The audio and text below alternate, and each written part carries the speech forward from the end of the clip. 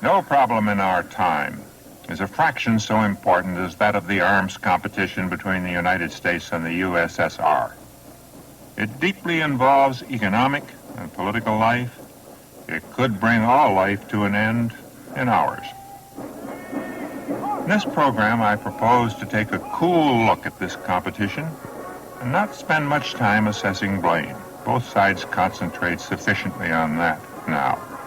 My only assumption will be that all people, regardless of ideology, want to live.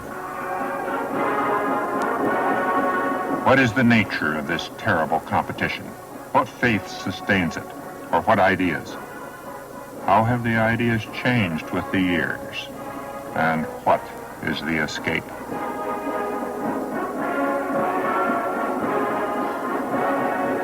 We come naturally for an answer to the United States Air Force Academy, to this spacious and glittering campus, which is at the marvelously sharp line where the Great Plains end and the Rockies begin.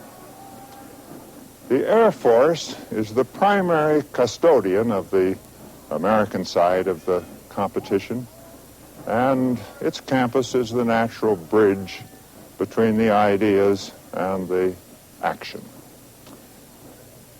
The sense of U.S.-Soviet competition proceeds, I believe, from one of two ideas. The older of these ideas we may call the official faith, and it's manifested here at the Academy.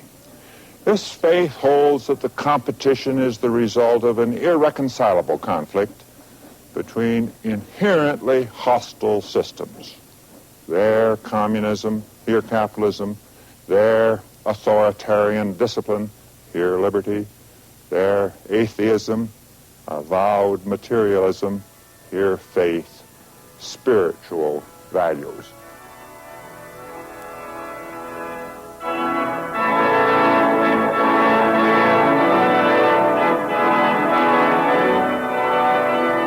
Air Force Academy Chapel here at Colorado Springs is, in a way, a metaphor of this faith.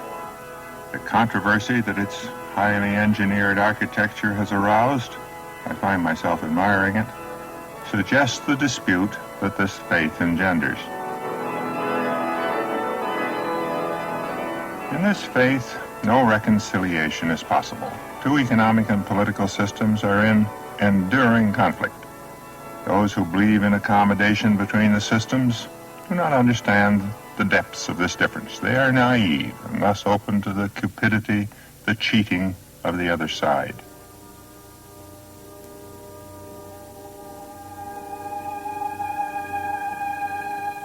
But there is a second, more recent view. The military forces in each country exist in a symbiotic relationship with those who develop and manufacture the arms. Each lives off the other, each contributes to the other's growth.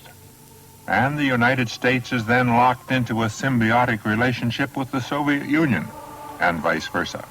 In this relationship, each country, by the weapons it invents and acquires, provides the need for the other power to do likewise and more. Each works with the other to ensure that the competition is self-perpetuating. No faith sustains this competition. It's a trap.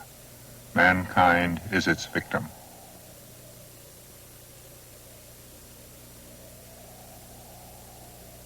There are many ways that the history of the last 30 years might be written. I see it overwhelmingly as a movement from a conflict in faith to an acceptance of the trap. All of us in such matters are the products of our education. Mine began at the end of World War II in Berlin. I knew Berlin before World War II.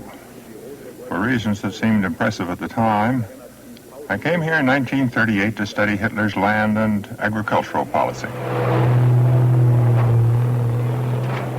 My next glimpse of the city was when the American forces moved in during the summer of 1945. One thought of the landscape of the moon, and it was a phrase that came to many lips. When eventually we saw the landscape of the moon, we learned that it was more austere, more chaste, and much less alarming.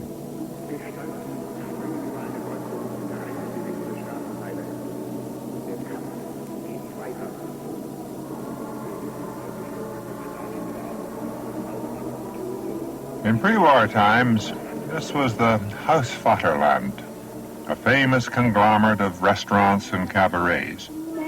Each of the different watering places featured the music and costume and food and alcohol of a different part of the Reich.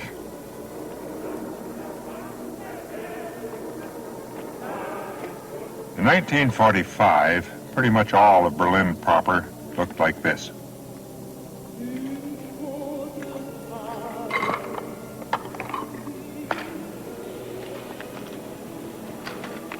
Buildings are a metaphor of the suffering that goes with war. The experience of horror is by people, but that does not persist. Soon it cannot be seen. Only in structures does it really endure. In Berlin, the horror of war endures here, endures most widely in what was once a music hall. That horror is no small thing.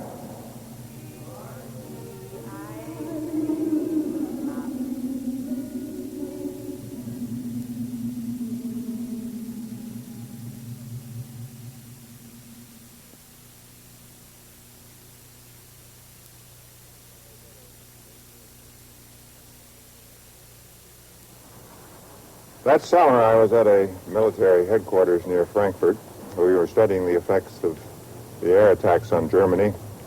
One morning, one of my colleagues, George W. Ball, later Undersecretary of State and much else, called to remind me that the Big Three would soon be meeting at Potsdam to decide the future of Germany. He was not a modest man, and he thought we should attend. I noted as a difficulty that we hadn't been invited. George said that to allow hurt feelings to keep us away would only compound that error. We flew to Berlin, went to the conference compound, and began operations with an excellent lunch at the senior officers' mess. My concern with reparations, economic policy, currency reform deepened, and in 1946 I became the State Department bureaucrat in charge of economic affairs in the occupied lands, principally Germany. A less powerful job than it sounds. I came back to Berlin. By 1946, two parties had begun to take form. One party very much wanted to get along with the Russians. They, I think I should say we, because I belong to that party, saw very little hope for the future of the world unless there was peace between the two powers. And there were certain things to encourage us.